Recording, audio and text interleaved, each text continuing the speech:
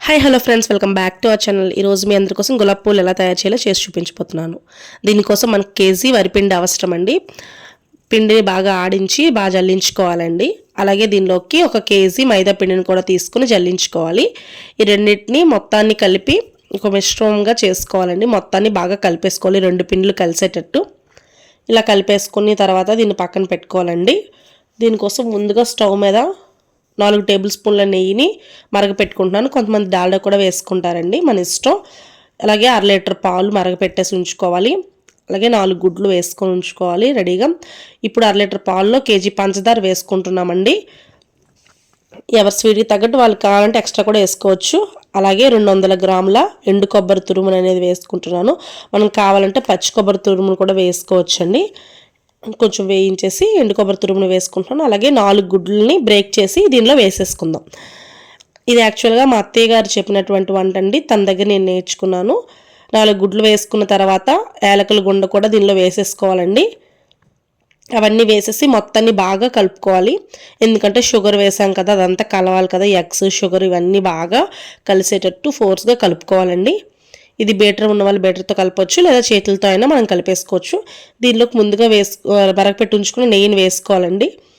చూసారుగా మొత్తాన్ని వేసి కలుపుకోవాలి.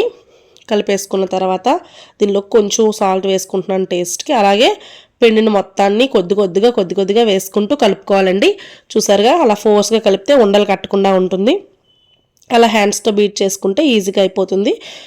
మీకు ఏమైనా సరిపోతే వాటర్ కూడా కొంచెం యాడ్ చేసుకోవచ్చు. థిక్నెస్ అనేది ఎక్కువ ఉంటే కొంచెం వాటర్ యాడ్ చేసుకొని కరెక్ట్గా పువ్వులు కొలతకి సరిపడే కన్సిస్టెన్సీలో కలుపుకోవాలండి.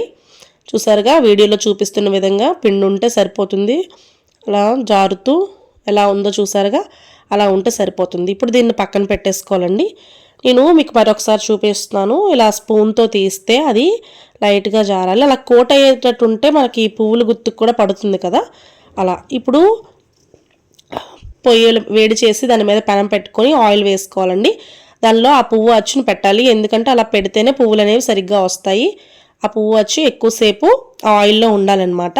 చూసారుగా ఒకసారి తీసి ఒక పువ్వును వేసుకున్నాము, చక్కగా వచ్చేసింది.